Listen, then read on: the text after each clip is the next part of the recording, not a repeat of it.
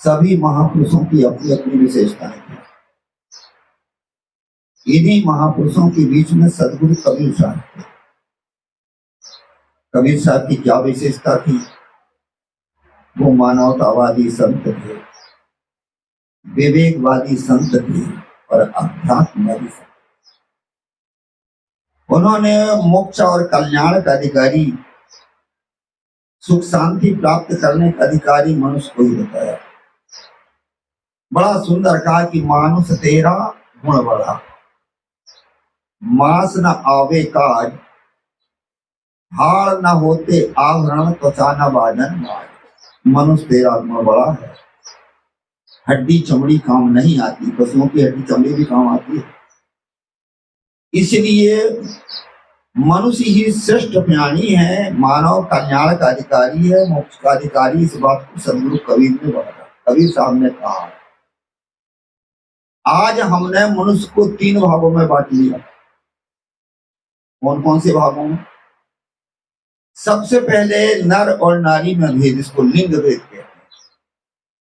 नारी छोटी और नर बड़ा। दूसरा है वर्ण भेद, 4 वर्णों में बांट दिया, ब्राह्मण, क्षत्रिय, वैश्य और शूद्र। फिर संप्रदाय भेद, फिर अलग अलग संप्रदाय में अलग अलग संप्रदाय के भेद में बांट दिया। वैष्णव, कबीरपंथी, सिख, ईसाई, कई संप्रदायों में उनको टुकड़े कर दिया। इसलिए मनुष्य की जो विवेक बुद्धि थी वो समाप्त हो गई और हमारे पास में क्या आ गया? संकीर्णता थी। कहा जाता है कि जब आदमी के पास में मानवता हट जाती है तो आदमी के विचार बन जाते संकीर्ण। जहां उदारता होती वहां संकीर्णता नहीं होती, वहां मेरा और तेरा और छोटा बड़ा नहीं होता।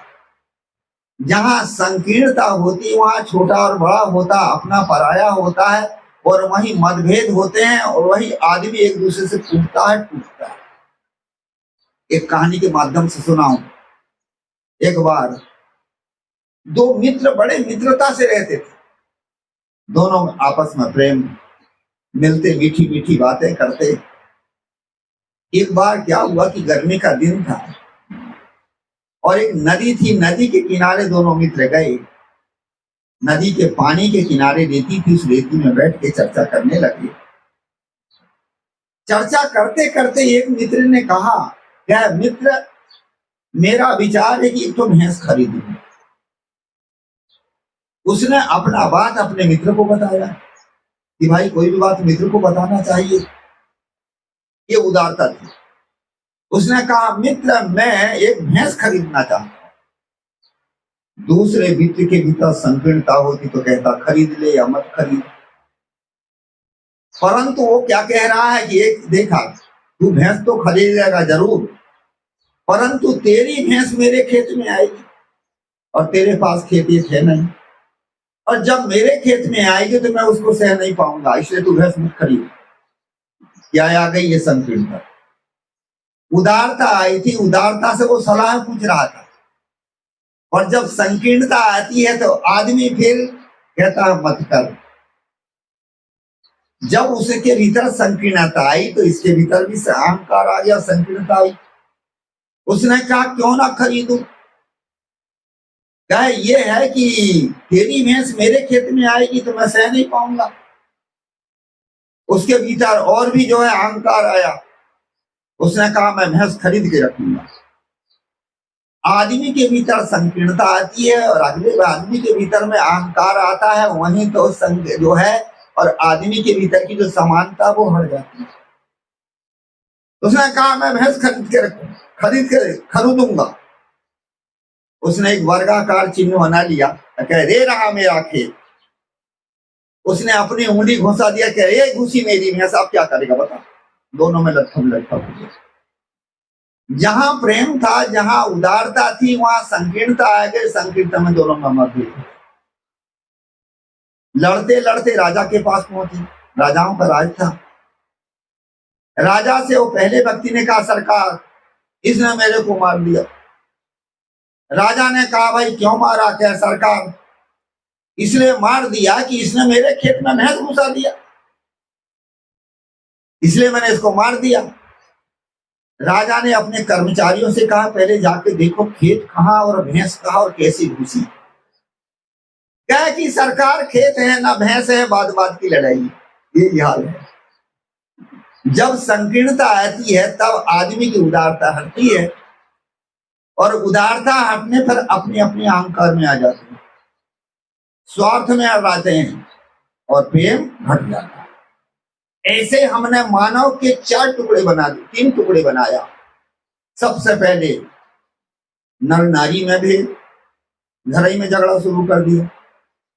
दूसरा है संप्रदाय भेद, और तीसरा बताया था मैंने, और लिंग क्या कहते हैं कि क्या बताया था यार, ये तो नहीं आता, बोलता हूं।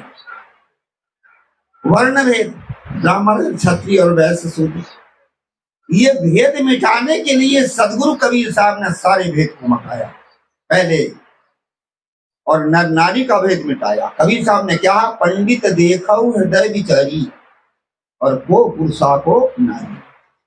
हे पंडित, हृदय में विचार करके देखो कौन स्त्री और कौन पुरुष है। शरीर में थोड़ा सा फर्क है, परंतु मानव शरीर तो वही है ना।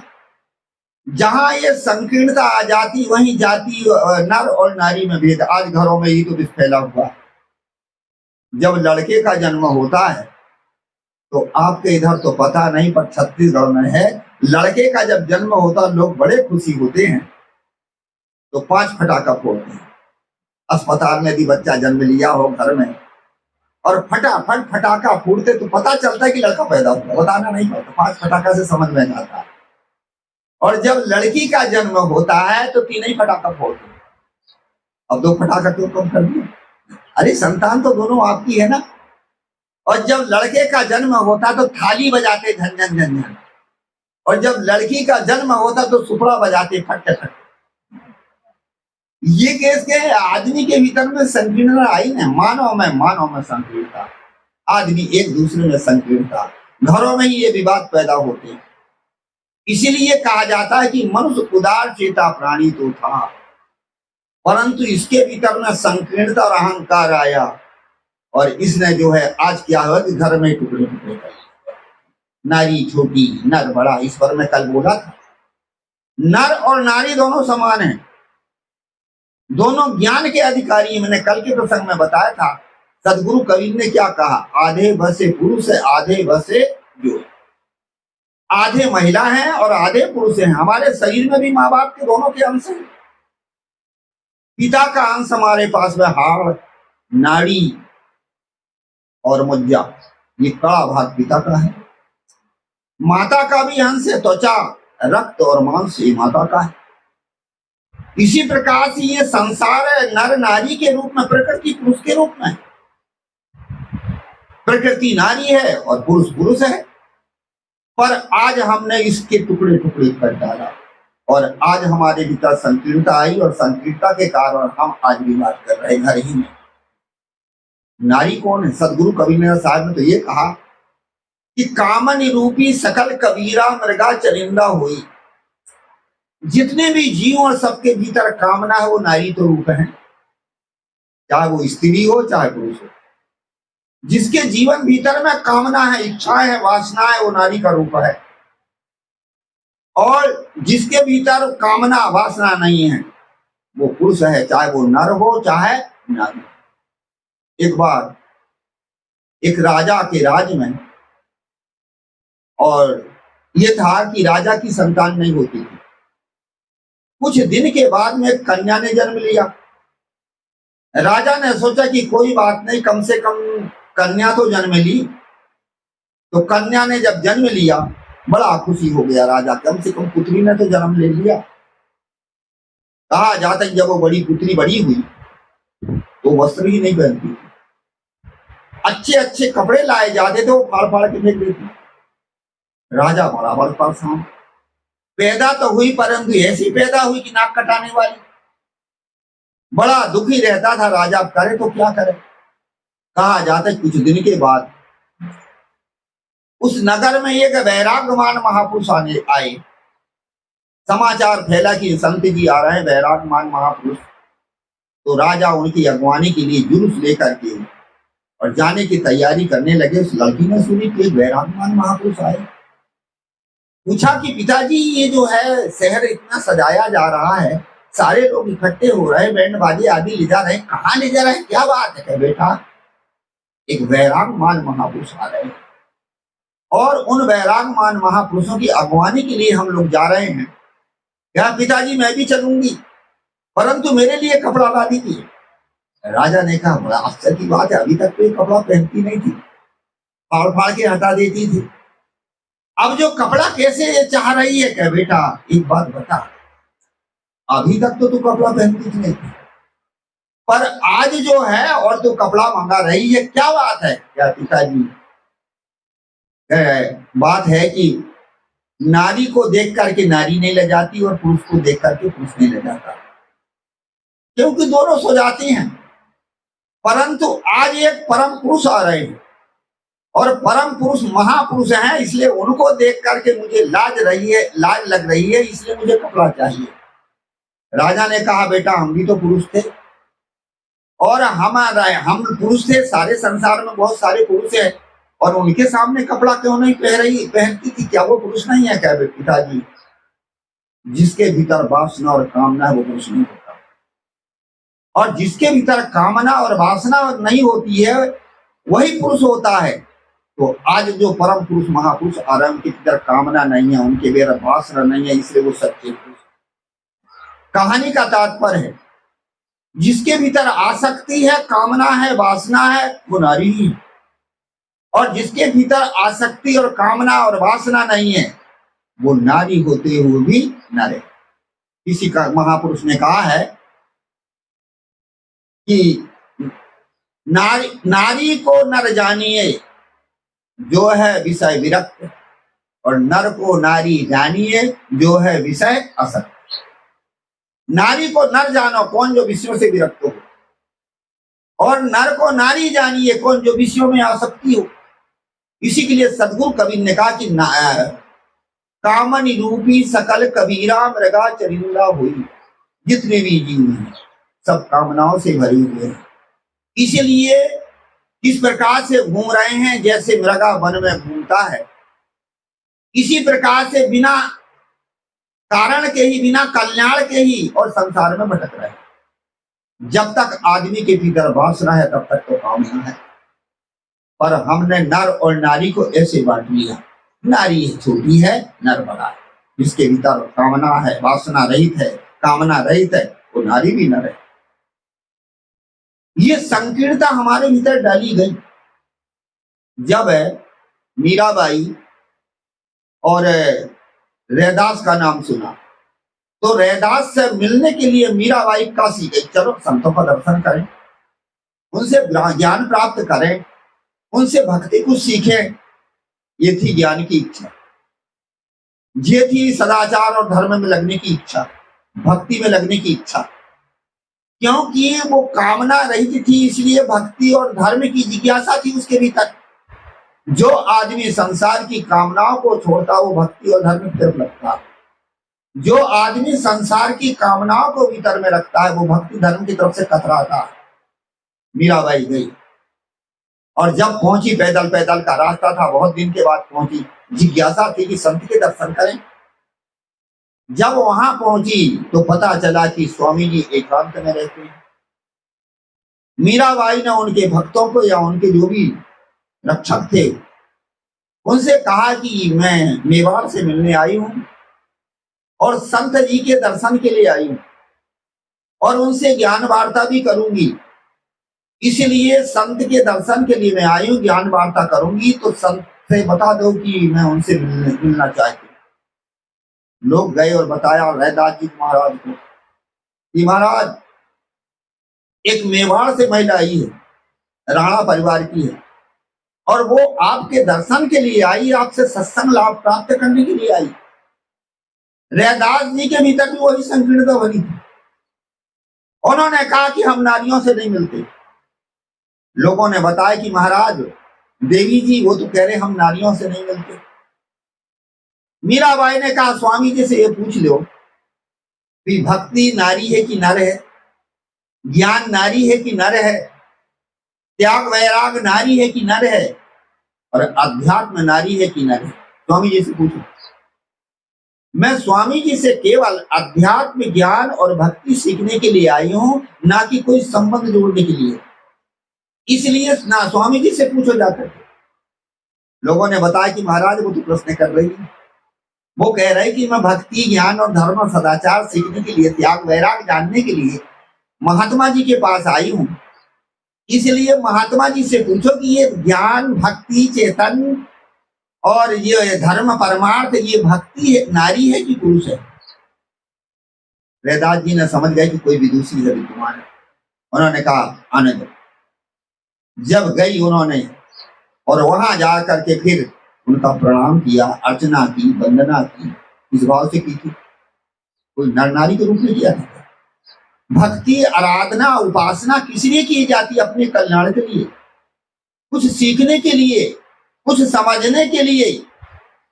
तो जब उन्होंने आराधना उपासना किया और प्रश्न किया, ज्ञान वार्ता दोनों में हुई। और जब ज्ञान वार्ता हुई तो उसके बाद में फिर रैदास जी को क्या बनाया? अपना गुरु बनाया। क्योंकि उसके भीतर संकीर्णता नहीं थी। जिसके भीतर भक्ति ज्ञान और वैराग्य की भावना होती है, उसके भीतर ये संसार की संकीर्णता नहीं होती। जिसके पास संकीर्णता होती है, ऊंच नीच का भाव होता है, वो कभी भी वास्तविकता को प्राप्त नहीं कर पाता। कोई भी संत के पास जाओ, जाति नहीं, वर्ण नहीं, उसकी कोई रूप रंग मत देखो, उसके ज्ञान को देखो। जब यदि ज्ञान देखो तो संत से ज्ञान मिलेगा।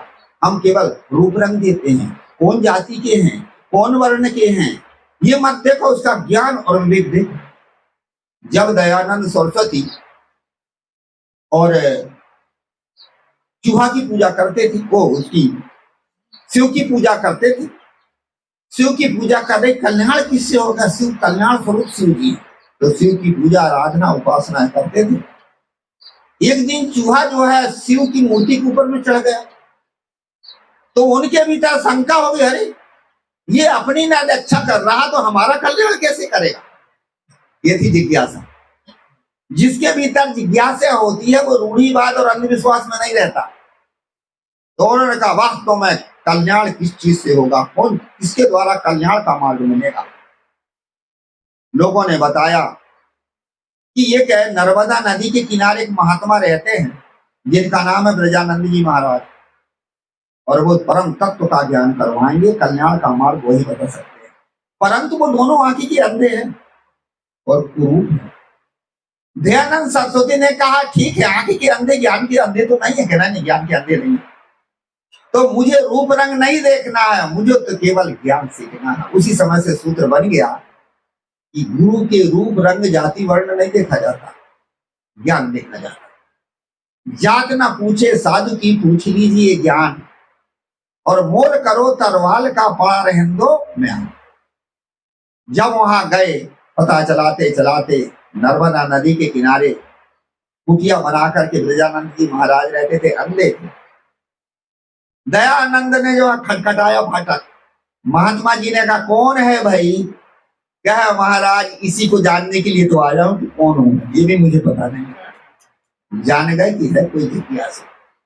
फाटक खोले, मिले और उनको आत्मज्ञान का उपदेश दिया, परम तत्व का उपदेश दिया।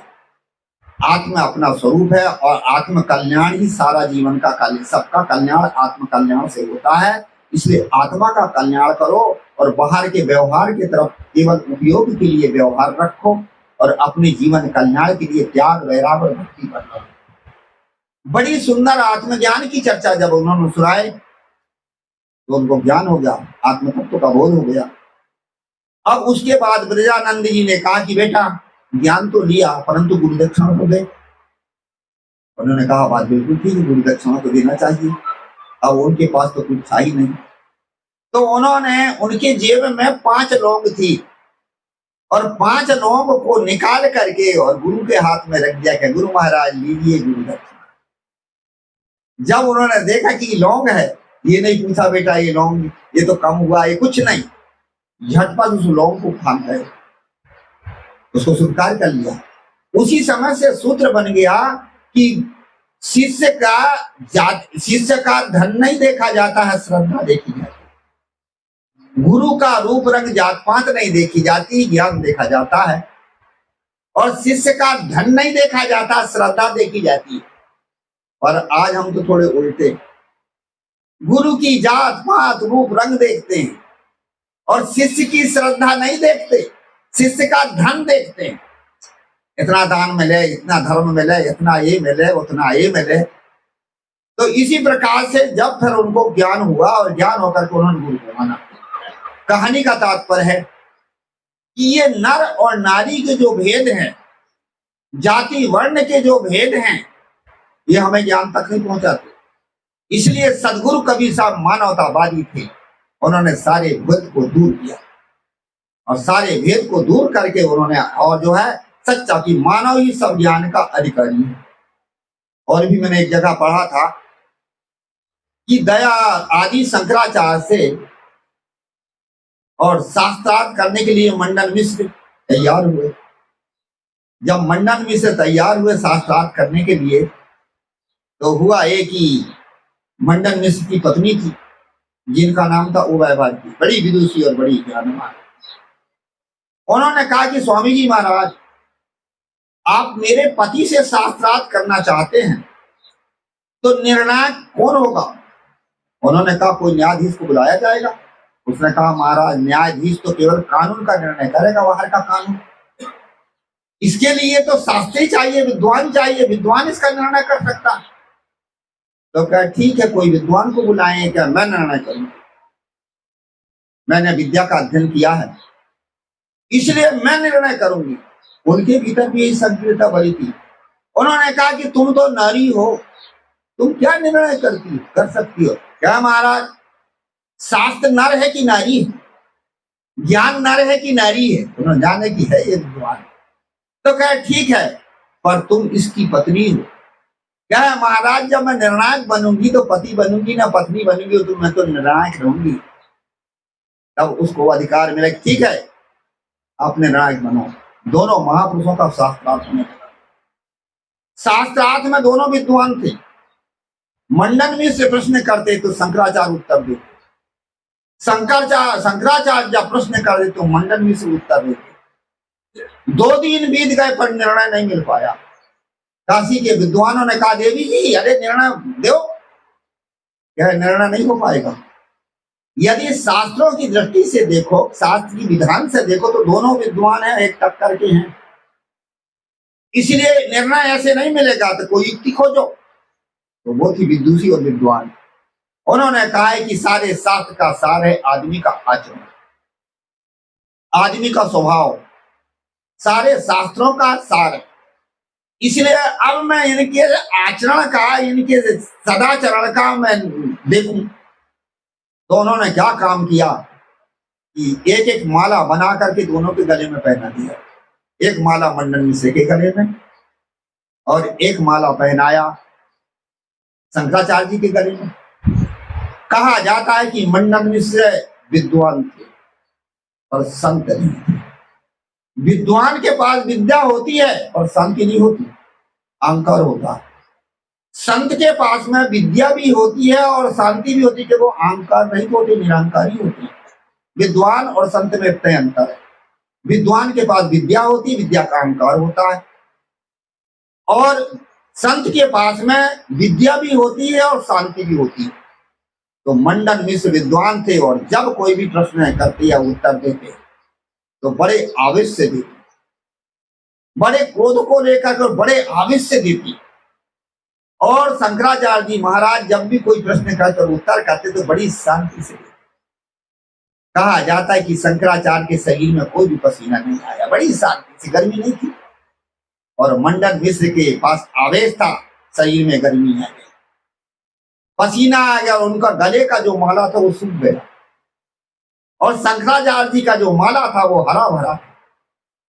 उन्होंने निर्णय दे दिया मेरे पति हार गए और स्वामी जी जीत गए। कैसे जीत गए? अरे बराबर दोनों में शास्त्रार्थ चल रहा है, कैसे हार गए, कैसे जीत गए? क्या सुनिए, शास्त्र का सार है आदमी के जीवन में रहस्य और शांति।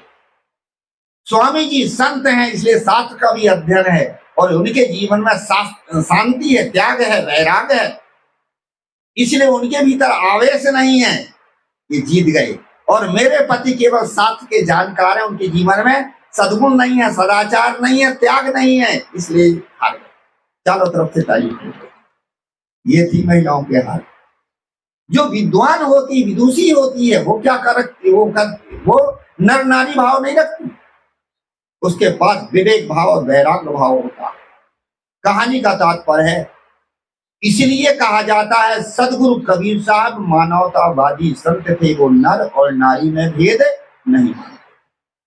आज नर और नारी में भेद बना करके हमारी समाज में भी विखंडता पैदा होती है, घरों में विवाद होता है, घरों में जो है विकृति पैदा होती है। लड़की है, बड़े प्रेम से वो लड़की पर ऐसा भाव बनाएंगे कि माने घर में लड़की पैदा हो गई तो सब कुछ चला गया, और लड़का हो गया तो कितने प्रसन्न होते।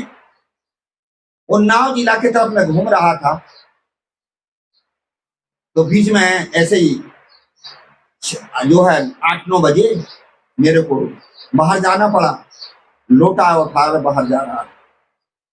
एक महिला खेत जा रही थी और उसके पास में 5 बच्चे थे, 4 लड़कियां थी और एक लड़का था। लड़का सबसे छोटा था और लड़कियां बड़ी थी। जब हम लोग चलते हैं तो चलते हुए जो भी व्यवहार करते, सामने जो आता है, जो भी दृश्य आता है, हम उस पर चिंतन करते हैं। संत लोग व्यवहार करते तो हैं, पर व्यवहार के साथ साथ में उनका चिंतन होता है। मैं चला जा रहा था और उनकी प्रतिक्रिया को देख रहा था। कैसे देख रहा था? वो जो लड़का था, छोटा था, वो किसी बहन की फिराक पकड़ के खींच दे, किसी बहन की चोटी पकड़ के खींच दे, किसी बहन को लात से धक्का मार दे, और बुढ़िया लड़की कह रही थी देखना माँ, देखना माँ, बुढ़िया ध्यान ही नहीं दे रही। अंत में ये हुआ कि एक लड़की को उसने एक धक्का मारा तो लड़की गिर पड़ी। लड़के ने धक्का मारा, जब गिर पड़ी तो लड़की को थोड़ा गुस्सा आया तो एक थप्पड़ उसकी पीठ में जड़ दिया। बुढ़िया तो कूद पड़ी और झटपट उस लड़की को पकड़ के जमीन में पटक दिया और पटक करके लात से, भूसे से उसको मारना शुरू कर दिया। मैं दौड़ा और दौड़ते दौड़ते उस लड़की को पकड़ा और खींचा अपने तरफ। बूढ़ी से कहा बहन सुन, ये तेरे कौन है? क्या महाराज मेरे लड़का और लड़की। लड़का भी तेरा के हाँ और लड़की भी तेरी के हाँ, तो तू तो है ना अम्मा, तेरे भीतर तो समान भाव होना चाहिए लड़का लड़की में।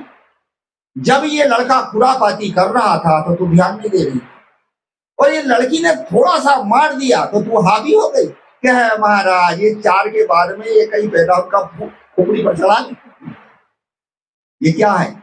ये हमारी मान्यताओं की संकीर्णता, ये हमारे भीतर ऐसे संस्कार बीज डाले गए हैं। मैंने कहा सुन, ये जो लड़की है जब तक ये घर में रहेगी तो तेरा हाथ बटाएगी, बर्तन मांजने में, भोजन बनाने में, झाड़ू लगाने में, घर के काम में। और जब इसकी शादी हो जाएगी तो ससुराल में जाकर के जो तुमने संस्कार दिए वो संस्कार की जागृति कराएगी और तुम्हारा नाम चलाएगी कि फलाने घर की बेटी। और उसके साथ साथ में जब तक जीवन भर माँ बाप को याद करेगी, और कोई यदि मायका का काला कुत्ता भी यदि पहुंच गया तो माँ बाप के रिश्ते से उसको एक टुकड़ा तो दे देगी, इतना एहसान मानेगी। और ये लड़का जो है अभी शादी होगी, विवाह होगा, पत्नी आएगा 4 लात मार के घर से निकालेगा। क्या गुरुजी ठीक तो कह रहा हूं, खोपड़ी खराब है। ये संकीर्णता के संस्कार हमारे भीतर पड़े। इन्हीं संस्कारों को मिटाने के लिए सतगुरु कबीर ने कहा पंडित देखो हृदय विचारी और को पुरुषा को नारी। हे पंडित हृदय में विचार करके देखो कौन नर है और कौन नारी है। आज वो सदगुरु कबीर साहब का सिद्धांत हमारे भारत का संविधान बन गया और आज नर और नारी में समान अधिकार। सदगुरु कबीर साहब मानवतावादी संत। दूसरे नंबर में नर नारी का भेद। दूसरा भेद है संप्रदाय भेद। हमारी संप्रदाय छोटी और इनकी संप्रदाय बड़ी। ये संप्रदाय के भेद में वास्तविकता को हम ले नहीं पाते। अरे किसी भी संप्रदाय का हो, किसी भी धर्म ग्रंथ का हो, किसी भी महापुरुष का हो, सही बात हो तो उसको तो लिया जाता है ना। सदगुरु कबीर तो कहते सार सार को गई रहे, पोता दे उड़ाए। सार ले लो, जहां भी जाओ सभी के पास में जाओ। हम तो भक्तों को कहते हैं संकीर्तन मत बनाओ, सबके सत्संग में जाओ। सत्संग में जाके जिसमें सारता हो उसको ले लो, असार को छोड़ दो। किसी भी संप्रदाय का महापुरुष जिसके जीवन में त्याग वैराग है, कुछ रीति में ठीक तो है। अरे भाई ठीक है, भरम कल्पना में पड़ा है, परंतु त्याग वैराग तो उसके जीवन में है। और यदि उसके भीतर त्याग वैराग नहीं और अपने ही वाला हो, तो यदि पारखी संत हो, पारक सिद्धांत का हो, बातें करने में तो होशियार हो, और उसके जीवन में त्याग और वैराग ना हो, तो वो किस काम का। मैं तो कभी कभी बताया करता हूं, कोई आदमी रास्ता देखा है परंतु जगह को नहीं देखा। रास्ता तो जानता है पर जगह नहीं देखा है, पहुंचेगा क्या। रास्ता को जानता है पर जगह को नहीं देखा, नहीं पहुंचेगा। और कोई जगह को जानता है पर रास्ता नहीं चल सकता, तो पहुंचेगा क्या, नहीं पहुंचेगा। दोनों चाहिए, रास्ता देखा हुआ भी चाहिए और चलने वाला भी चाहिए। ऐसा ही अन्य संप्रदाय की, ठीक यदि सदाचारी जीवन जी रहे हैं, रास्ता तो चल रहे हैं पर जगह मालूम नहीं, सत्य का बोध नहीं, इसलिए भटक करके कहाँ आएंगे, उसी जगह तो आएंगे। कोई केवल रास्ता चलना जानता है और देखना जगह नहीं जानता, तो कहाँ आएगा, वो लौट के आएगा, वो मनुष्य जन्म में आ जाएगा। भले ही उसको स्वरूप का बोध नहीं है, स्वरूप का बोध ना होने के कारण वो जगह नहीं पहुंच सकता, परंतु चलना तो जान रहा है, तो चल के कहाँ आएगा, अपनी जगह पर आएगा, फिर मनुष्य जन्म में आ जाएगा। और कोई यदि रास्ता जगह को जानता है पर चल नहीं सकता, पहुंचेगा क्या। हम सारी चीज को जान गए पारक सिद्धांत के अनुसार, जड़ चेतन सारा चीज जान गए, और चाल चलन रहनी रहस नहीं है, तो पहुंचोगे क्या। और गए भी तो हो जाओगे, मानव जीवन भी नहीं मिलेगा। इसलिए दोनों चीज की जरूरत है, स्वरूप का बोध भी चाहिए, उसके साथ में रहनी रहस भी चाहिए। यदि स्वरूप का बोध नहीं हुआ, रहनी रहस में भी है, तो कम से कम कुछ ठीक ही तो है, कुछ ठीक ही तो है। इसी प्रकार से अन्य संप्रदाय के कोई महापुरुष यदि रहनी रहस है तो ठीक, कुछ ठीक है, रहनी रहस को ले लो, बाकी चीज को छोड़ दो। हम संप्रदाय के भेद में पढ़ करके किसी महापुरुष की अच्छी बात भी नहीं ले सकते। उदाहरण देके समझाऊं, कहा जाता है कि तुलसीदास जी महाराज और गए मथुरा वृंदावन। मथुरा वृंदावन गए, जब कृष्ण की मूर्ति को देखा तो बड़े प्रसन्न हो गए, क्योंकि वो भी उपासक थे, उपासना मानते थे।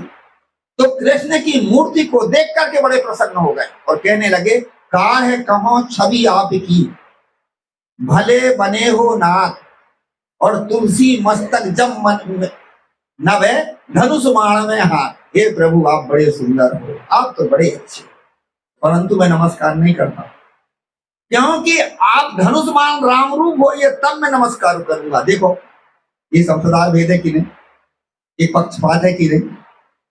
अंत में उनको नमस्कार नहीं किया, बस यही कहा कि आपकी छवि ठीक है, आप बड़े अच्छे हैं, बड़े प्रसन्न हैं, परंतु राम के रूप में बोलिए। ये पक्षपात है कि नहीं।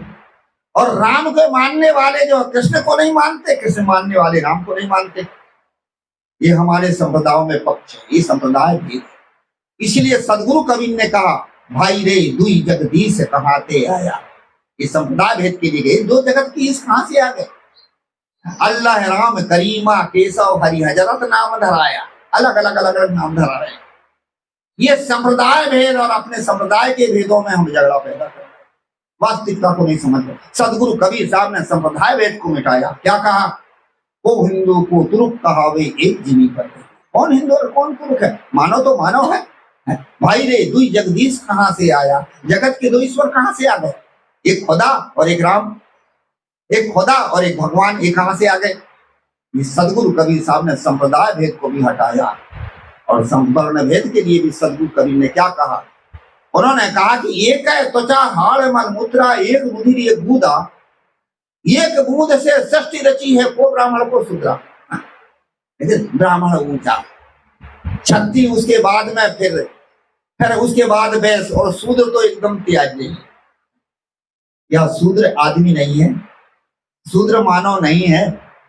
ये वर्ण भेद के चक्कर में पड़ करके आज हम अच्छे महापुरुषों से भी यदि ज्ञान मिलता हो तो उससे ज्ञान मिलता है, वो तो नीची जात का, वो तो नीची जात का।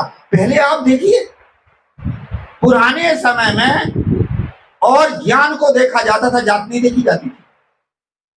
एक बार रेलगाड़ी से मैं आ रहा था और जा रहा था दिल्ली से आ रहा, हाँ इधर से आ रहा था दिल्ली से और अम्बाला की तरफ जा रहा था। रेलगाड़ी में एक पंडित जी मिल गए और पंडित जी जब मिले तो कैसे मिले कि 111 नंबर का तिलक लगाए थे, मैंने 3 लाइन, और मेरे को देखकर ही जल पड़े। रेलगाड़ी में जगह तो थी नहीं, मैं खड़ा तो था, उनके पास तो नहीं बैठा था, परंतु खड़ा था तो भी उनके भीतर जलन पड़ने लगी। कहने लगे देखो ये शूद्र लोग व्यास गादी में बैठने का अधिकार नहीं है, पर ये गादी में बैठ करके प्रवचन करते हैं। ये शूद्र लोग गुरु बनने का अधिकार नहीं है, पर गुरु बनता है लोगों।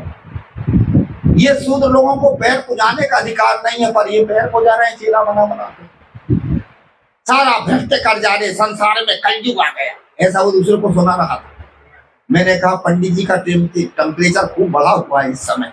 मैं खड़ा रहा चुपचाप। जब रेल की गाड़ी से भीड़ जब हटी और जगह बनी तो मैं पंडित जी के किनारे ही बैठा और थोड़ा धक्का मार के बैठा। देखे क्या महात्मा कहाँ से आ रही हो? कहा थोड़ा टेम्परेचर उतर गया, कम से कम चर्चा तो शुरू हो रही है। मैंने कहा मैं आ रहा हूँ अभी इधर दिल्ली की तरफ से आ रहा हूँ, अम्बाला जा रहा हूँ। तो कहा ठीक है बढ़िया है। मैंने कहा चलो अब करता हूँ प्रश्न इनसे। उनको पंडित जी महाराज अभी आप कह रहे थे कि ये ब्राह्मण ये शूद्र लोग व्यास गादी में बैठ करके और प्रवचन करते हैं, प्रवचन करने का अधिकार व्यास ब्राह्मणों का है। आप कह रहे थे कि शूद्र लोग पैर पूजाते हैं, पैर पूजाने का अधिकार ब्राह्मण का है, और आप कह रहे थे शूद्र लोग गुरु बन रहे हैं, गुरु बनने का अधिकार ब्राह्मण का है। हाँ उनका एक आध प्रमाण दीजिए मुझे कि कौन ब्राह्मण ने जो है और व्यास गादी में बैठा पहले और व्यास गादी में बैठ के कथा कही है, और कौन ब्राह्मण ने पैर पूजाया शुरू में, और कौन ब्राह्मण ने जो है और क्या कहते हैं कि गुरु बना है। क्या आप दो प्रमाण को मैं बताता हूँ। ब्राह्मण नहीं शूद्रों ने किया है।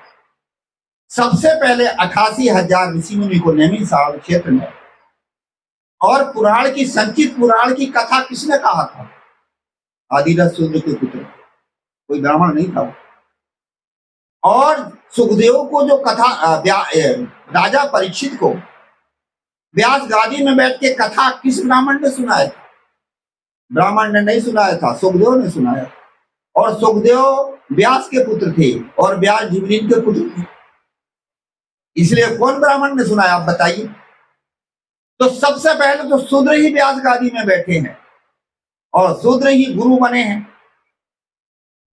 जब भगवान श्री रामचंद्र जी के गुरु कौन थे, कौन ब्राह्मण थे? वो तो वशिष्ठ जी थे, और वशिष्ठ जी उर्वशी के गर्भ से पैदा हुए थे, वैश्या के गर्भ से पैदा हुआ। इसलिए शूद्र ही गुरु बने, शूद्र ही पैर पूजाए और शूद्र ही व्यास गादी में बैठे, व्यास गादी में बैठे। क्या कबीर पंथी होगा आपका? हाँ कबीर पंथी होगा। तभी तो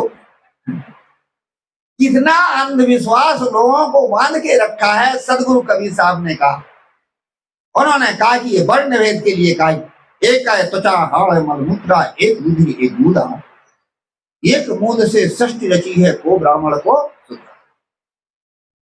संप्रदाय भेद के लिए भी कहा, वर्ण भेद के लिए भी कहा और नारी भेद के लिए भी कहा है। इसलिए तीनों भेद को सदगुरु कबीर ने मिटाया और मिटा करके यथार्थ ज्ञान दिया।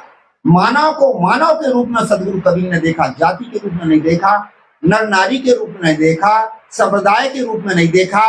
और आज हमें इस चीज की जरूरत है। कोई भी वर्ण का व्यक्ति हो, कोई भी जाति का व्यक्ति हो, कोई भी कुछ हो, यदि वो ज्ञानी है, त्याग है, वैराग है, महापुरुष है। एक मास्टर जी मुझे पढ़ाए थे, जाति के ब्राह्मण थे, और मैं एक किनारे के गांव में जब पहुंचा तो वहां पर गांव गए, अगले कौन गांव है? तो लोगों ने कहा इसका नाम है पिपरिया। अरे मैंने कहा पेपरिया कहते मास्टर ने मुझे पढ़ाए थे भाई। गुरु जी मिलना जाना चाहते हैं? हाँ गुरु जी मैं पढ़ाए थे भाई, मिलने जाऊंगा। गया, मास्टर तो नहीं थे, कहीं चले गए थे। लौट के वापस आ रहा था तो एक व्यक्ति मिला, क्या गुरु महाराज आप कहाँ गए थे? उनका यहाँ मास्टर से मिलने आया था और नहीं मिले तो जा रहा हूँ, आगे गांव में रुका हूँ। क्या जरा बैठ लीजिए आप। उसने अपने आंगन में कुछ बिछा दिया, मैं बैठ गया। वो पूरा ब्राह्मण आ गया, सारे ब्राह्मण आ गए मेरे पीछे और आकर के दातून कर रहे थे, खड़े खड़े सब घेर लिए। कहे कि आप कबीर पंथी हो? हम कहा कबीर पंथी। क्या कबीर का जन्म कहाँ हुआ?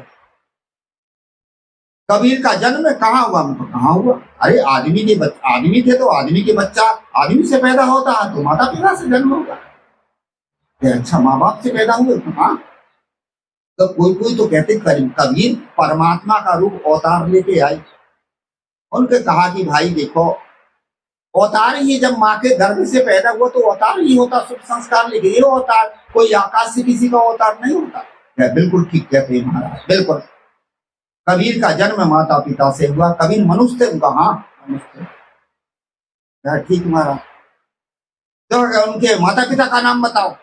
मैंने कहा भाई कबीर साहब को 600 बरस हो गए, अब हम कहाँ तक बताए होंगे? किसी के आदमी का बच्चा है, आदमी माँ बाप का नाम मालूम नहीं। अभी मैं आपसे पूछूं कि 5 पीढ़ी का पूछूंगा, आपके दादा के दादा के दादा के दादा का क्या नाम, तो आप नहीं बताओगे। तो कबीर साहब को तो कई जन्म हो गए, कई दिन हो गए, 500-600 वर्ष के लगभग हो गए। और ये है कि मनुष्य का बच्चा मनुष्य ही होता है, इसलिए कबीर साहब मानव के रूप में थे, वो मानव थे। बिल्कुल ठीक कहते हैं। अब मैंने पूछ लिया, उनका बताओ ब्राह्मणों का जन्म कहाँ से हुआ? ब्राह्मण हो तो भाई ब्राह्मण का जन्म बताओ कहाँ से हुआ? क्या ब्राह्मण का जन्म है? कहाँ? क्या है? निराकार परमात्मा जब साकार रूप धारण किया तो उसकी श्वास चली तो श्वास से वेद पैदा हुए और निराकार परमात्मा के मुख से ब्राह्मणों की उत्पत्ति हुई। मैंने कहा एक बात है, जो निराकार होता वो कभी साकार होता ही नहीं। और थोड़ी देर के लिए साकार यदि मान भी लो तो साकार भी हुआ, तो साकार हुआ तो श्वास से वेद बने। वेद है वर्ण और श्वास है ध्वनि, और ध्वनि है और वर्ण है वेद। कैसे श्वास से वेद बन गए? और ब्राह्मण की उत्पत्ति मुंह से यदि मानते तो आज भी होना चाहिए मुंह से पैदा। तो बिल्कुल ठीक है। क्या गुरु जी आप बताइए कि ब्राह्मणों की उत्पत्ति कहां से होती? मैंने कहा ज्ञान से। जन्म ना जाए तो शुद्ध है संस्कार तो युच्यते, वेद अभ्यासी भयो विप्रा ब्रह्म जानाति ब्राह्मण। शास्त्रों का कहना कि जन्म से सब शुद्र है। शुद्र माने 5 दिन तक सूतक मानते कि नहीं? तो जन्म ना जाए तो शुद्र, संस्कार तो युच्यते, जब ज्ञान का संस्कार हो जाता तो 2 जन्म हो। गुरु के द्वारा ज्ञान मिलता है, शिक्षा मिलती है, संस्कार 2 जन्म हो गए। आज जो हमें गुरु के द्वारा कंठी भी नहीं है, संस्कार दिया गया। शरीर का जन्म अपने माता पिता से हुआ, ज्ञान का जन्म गुरु से हुआ, ज्ञान ने शिक्षा दिया। तो वेद अभ्यास और जन्म ना जाए तो शुद्र संस्कार युच्यते, वेद अभ्यास ही भयो विप्राय, जब वेदों का अध्ययन करता तो वो विप्र बन जाता। और ब्रह्म जानाति ब्राह्मण, जब आत्मतत्व का बोध हो जाए तो होता है तो वह ब्राह्मण होता है। इसलिए किसी भी जात का महापुरुष हो, यदि उसमें आत्मतत्व का ज्ञान है वो ब्राह्मण है। नारद जी दासी के पुत्र थे, पर आत्मतत्व का ज्ञान था, ब्राह्मण। व्यास जी हिमलिन से पैदा हुए थे, पर आत्मतत्व का बोध था, इसलिए ज्ञानी थे। और राम जी के गुरु वशिष्ठ जी महाराज गुरु वशिष्ठ के गर्भ से हुए थे, पर आत्मतत्व का बोध था, इसलिए वो ज्ञानी थे। इसलिए आत्मतत्व का जिसको बोध होता वही सच्चा ब्राह्मण होता। ब्राह्मण की उत्पत्ति ज्ञान से होती है। गुरु जी बड़ी ठीक बात बता रहे। अंत में वो बड़े प्रभावित हुए।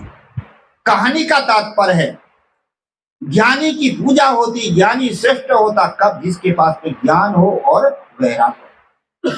ज्ञान और वैराग्य ही महापुरुषों की शोभा है। आज हमारे पास में ज्ञान हो, वैराग्य हो, आज हमारी शोभा है। यदि हमारे पास ज्ञान नहीं है, वैराग्य नहीं, केवल भेष किस काम का?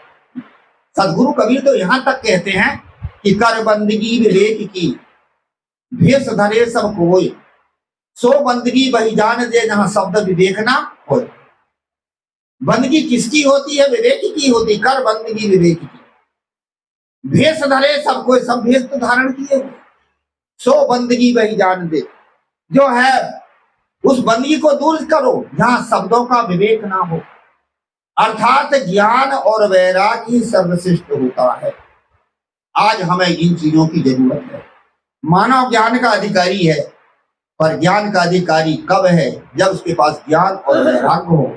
वो ज्ञान का अधिकारी होकर वो भी मोक्ष का अधिकारी हो, किसी वर्ण का हो, किसी संप्रदाय का हो, कहीं का भी हो। यदि उसको सत्य का बोध हो गया, किसी भी संप्रदाय से आया हो, किसी भी वर्ण से आया हो, कहीं से भी आ गया, बोधवान ही सर्वश्रेष्ठ होता है, जिसके पास त्याग हो, वैराग्य हो और बोध। एक छोटा उदाहरण देके वाणी को विराम दूंगा। कहा जाता है कि जब सुखदेव को वैराग्य हुआ, और जब सुखदेव को वैराग्य हुआ तो उनके पिता का नाम था व्यास। व्यास के भीतर थी ममता। ज्ञानी तो थे पर मोह तो था बच्चे का, उसको रोक रहे। ये रोक क्यों लगा रहे? जब उसको वैराग हो गया था, ज्ञानी तो जाने देना था ना। परंतु वो वैरागमान नहीं थे, केवल ज्ञानी थे, ममता थी। इसे अपने लड़कों को भी संसार के मायाजाल में फंसाते। आप लोग सत्संग तो करते और घर का लौटा दी साधु होने जाओ तो पकड़ पकड़ के ले आओगे। इतनी समस्या, कैसी ऐसी परिस्थिति हमारे बुरहानपुर में कई बार आती। सत्संग करते हैं, ज्ञान करते हैं, सब कुछ करते हैं, पर घर का लड़का भी वैरागमान बनना चाहता रोक लगाते। दूसरे संत जाते उनको पूजा पाठ करते हो, यहां तक तो ठीक है, और घर का लड़का साधु बनता है तो बंधे देते क्या? किसी का नाम है मोह और राम। व्यास के पास में ज्ञान तो था पर ममता थी। रोकने लगे, बेटा मत जाओ। खूब रोके, कथा बहुत लंबी है, आगे ज्यादा ना बढ़ाऊं। वो नहीं रोके। तब व्यास ने समझ गया कि इसके भीतर वैराग्य है, अब रुकेगा नहीं। इसलिए वैराग्य के लिए ज्ञान की भी जरूरत है। केवल वैराग्य है और ज्ञान नहीं है तो उल्टा सीधा वैराग करेगा। आज देखो लोग वैराग करते कि नहीं, कोई ठड़े सी एक हाथ ऊपर खड़े करे, कोई ऊर्ध्वायु हाथ को ऊपर करे, कोई ठड़े सी पैर में खड़े, कोई कांटा ताप रहा है में पड़ा है, कोई धुनी ताप रहा है। वैराग के नाम से लोग पाखंड तो कर रहे हैं। यथार्थ ज्ञान होना चाहिए। इसी प्रकार से का बेटा एक काम कर, जब तुझे और वैराग ज्ञान है, वैराग धारण कर रहा है तो ज्ञान सीख पहले। और किनके पास जा? मेरा शिष्य है जनक। जनक के पास ज्ञान सीखने का। सुखदेव गए वहां ज्ञान सीखने के लिए, और राजा जनक को व्यास जी ने पहले से खबर भेज दिया था कि मेरा पुत्र सुखदेव आ रहा है, और उसकी पहले परीक्षा कर लेना। परीक्षा के बाद में ज्ञान देना, उसके पास पूरा वैराग है कि नहीं। यदि पूरा वैराग हो तो तब ज्ञान देना, और यदि वैराग्य भावना ना हो भीतर में पूरी तो ज्ञान मत देना। क्योंकि वही तो ज्ञानी होता है जिसके भीतर कुछ त्याग की भावना हो, और त्याग की भावना ना, ऊपर से ज्ञान सीख लिया तो किस काम का ज्ञानी। इसलिए पहले उसके वैराग को देखना, उसके बाद में ज्ञान देना। कहा जाता है कि उन्होंने क्या काम किया, उसको वैराग, उसकी वैराग की परीक्षा लिया। अब क्या परीक्षा लिया? आदमी के जीवन में 3 चीजें ऐसी हैं जो आदमी के जीवन को बर्बाद करती हैं। सबसे पहले खाने के लोभ, जीभ का स्वाद। दूसरे नंबर में वस्तु का लोभ, और तीसरे नंबर में कामासक्ति। ये पूरे आदमी के जीवन को बर्बाद करती है। खाने की आदत, वस्तु का लोभ और कामासक्ति, और इन्हीं की उन्होंने परीक्षा किया। और पूर्व के संस्कार होते हैं, आप कभी अनुभव किए होंगे। छोटे छोटे बच्चे पहले मुंह में हाथ डालते, क्या ये खाने के संस्कार है ना। फिर उसके बाद में थोड़े बड़े होते हैं तो किसी वस्तु को पकड़ते हैं, खींचते हैं, पटकते हैं। छोटे छोटे बच्चे सरकने लगते हैं, ये वस्तु का लोभ है, लोभ के संस्कार हैं। और जब वो बड़ा हो जाता तो कामासक्ति। ये 3 ऐसे संस्कार हैं जो आदमी के जीवन को बर्बाद करते हैं, और तीनों संस्कारों को जो सही बनाता है उसी के जीवन में त्याग होता। और तीनों की उन्होंने परीक्षा दी। सबसे पहले जहां भोजन बन रहे थे, अच्छे अच्छे पकवान, आप लोग जाओ ना, देखना तो जाइए आप लोग। तो भोजन बन रहा था, और भोजन बन रहा था तो वहां पर उनको रखा और रूखा सूखा दिया जाता। वैराग मान के जिभ्या का स्वाद पीते। ये नहीं कहते ये बन रहा है ले आओ ये ले आओ, हमारी तो आदत होती ये बनाओ ये ले आओ ये ले आओ, पर उनके भीतर बिल्कुल भाव नहीं। जब खाने की आदत आदमी के भीतर में होती है तो वो खाने की वस्तु पर लालच करता है, ये दो ये दो ये दो। एक छोटा सा चुटकुला आज आ गया। एक ब्राह्मण का निमंत्रण किसी घर हुआ, और जब निमंत्रण हुआ तो घर वाले ने वो सब भोजन बनाई और पापड़ भी सेक के रखी थी। उसको सब कुछ परस दिया पर पापड़ नहीं दिया, और जब पापड़ नहीं दिया तो कहे सब कुछ दिया, पापड़ क्यों नहीं दिया। अब कैसे मांगे, मांगना बनता नहीं। तो क्या कहा, यह बहन उधर से आ रहा था तो एक सर्प मिला और इतना लंबा था, यहां से वो पापड़ रखे वहां था। महिला को याद आने गुरु जी पापड़, ये क्या है, खाने की आदत तो है। ऐसे ही जो है नहीं दिया नहीं दिया, अब आदत तो आदत है। ऐसे उनको रूखा सूखा दिया जाता था, परंतु रूखा सूखा दिया तो जाता था और मांगे शांत था। पूछा 7 दिन बीत गए, वो संत जी कैसे हैं? अरे क्या महाराज, वहां तो अच्छे अच्छे पकवान बन रहे हैं, पर उन पकवानों की तरफ वो बिल्कुल भी ध्यान नहीं दे रहे हैं, बिल्कुल ध्यान नहीं दे रहे हैं।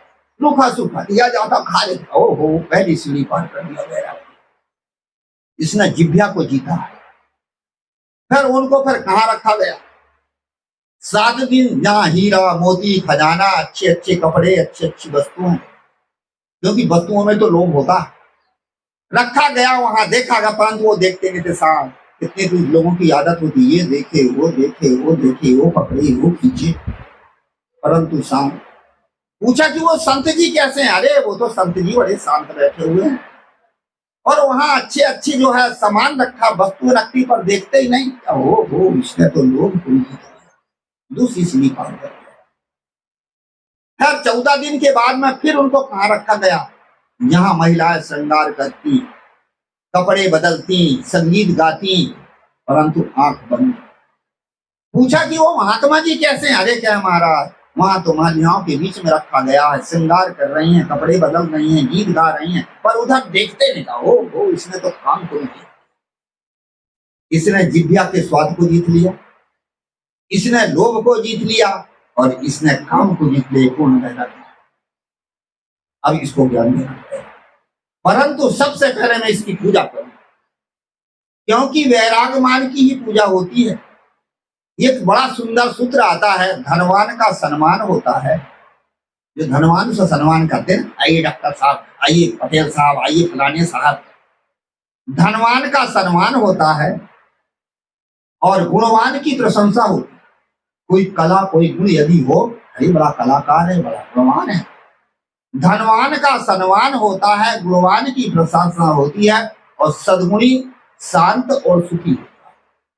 जो सद्गुणी है, जिसके पास सद्गुण होता है, वो शांत रहता और सुखी रहता है। और वैरागमान की पूजा होती है, सम्मान भी होता है, शांत सुखी भी होता है, और उसकी प्रशंसा भी होती है। माने सारे गुण गुणवान वैरागमान के पास आते हैं, इसलिए वैरागमान की पूजा होती। उन्होंने उनकी वैराग की पूजा की। वहां के बड़े बड़े विद्वान थे, विद्वानों का महाराज ये आप क्या कर रहे हो? क्या कर रहा हूं? क्या है, मनुष्य में श्रेष्ठ मानव होता है, इसलिए आप मानव। मानव में श्रेष्ठ होता है वृद्ध, इसलिए आप वृद्ध भी हो। और सब मानव में श्रेष्ठ होता राजा, इसलिए आप राजा भी हो। और मानव में श्रेष्ठ होता विद्वान, इसलिए आप विद्वान भी हो। सभी प्रकार से आप श्रेष्ठ है। और ये बच्चे की पूजा कर रहे हैं, जब मैं बच्चे की पूजा नहीं करता हूँ, उसके वैराग की पूजा करता हूँ, उसके त्याग की पूजा करता हूँ, बच्चे की नहीं कर रहा हूँ। कहानी का तात्पर्य, जिसके जीवन में त्याग होता है वही श्रेष्ठ होता है। त्याग हो, ज्ञान हो, वैराग्य हो, वही संसार में श्रेष्ठ होता है। इसलिए कहा जाता है कि नर और नारी का भेद नहीं है, वर्ण और संप्रदाय का भेद नहीं है, जाति वर्ण ऊंचा नहीं होता, नर नारी में कोई ऊंचा नीचा नहीं होता, संप्रदाय में कोई ऊंचा नीचा नहीं होता है। मानव में त्याग हो और वैराग्य हो, सद्गुण हो, इसलिए मनुष्य श्रेष्ठ होता है। सद्गुरु कबीर साहब मानवतावादी संत, विवेकवादी संत, विवेक करने के लिए कहा। अध्यात्मवादी संत थे, उन्होंने आत्मा परमात्मा कहीं बाहर नहीं खोजा। क्या कहा? सो तेरे घट माही विराजय परम पुरुष अविनाशी, पानी में मीन प्यासी कोई सुन सुने आवत। घट घट में वह चेतन रामा, कटुक वचन मत बोल री कोई पीव बिने। सदगुरु कबीर साहब मानवतावादी संत थे। सदगुरु कबीर साहब विवेकवादी संत थे। विवेक करने को न कहा, कहें कबीर ते बाँची हैं जाके हृदय विवेक। और कबीर साहब अध्यात्मवादी संत थे। इसलिए ये सदगुरु कबीर का समन्वय था, मानवता, अध्यात्म और विवेक। समय पूरा हुआ, वाणी को विराम दूं। हमारे महात्मा तो खुदुर बुदुर लगे हैं, तो अब क्या करें भाई। बोलिए श्री सदगुरुदेव की।